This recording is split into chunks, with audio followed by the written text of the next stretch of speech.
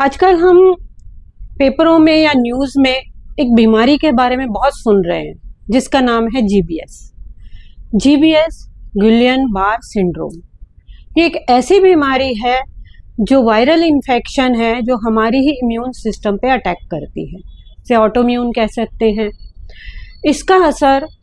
इस वायरस का असर हमारे ब्रेन और हमारी पेरिफेरल नर्व पे हो जाता है।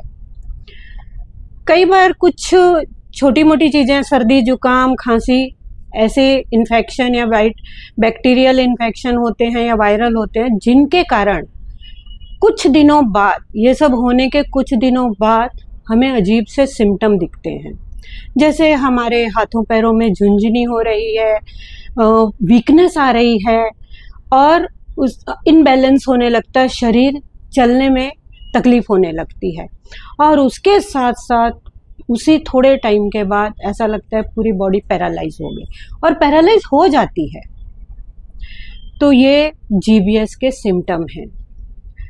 इसके लिए अगर समय पर कुछ टेस्ट किए जाएं, जैसे ये 3 टेस्ट होते हैं, एमआरआई, लंबर पंक्चर या ईएमजी, इनमें से कोई भी एक टेस्ट अगर आपने करवाया तो आपको तुरंत ही जीबीएस का पता चल जाएगा और ट्रीटमेंट में आसानी होगी। ये आपके आसपास की लैब या हॉस्पिटल कहीं भी आप कर सकते हो टेस्ट।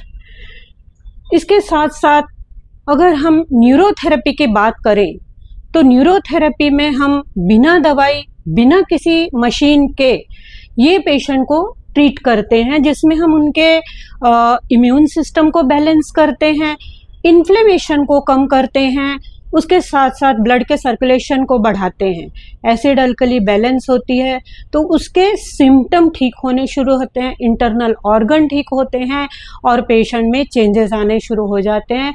कुछ ही टाइम के बाद पेशेंट ठीक हो जाता है। ऐसे कई पेशेंट जीबीएस के ठीक हो भी चुके हैं न्यूरोथेरेपी में।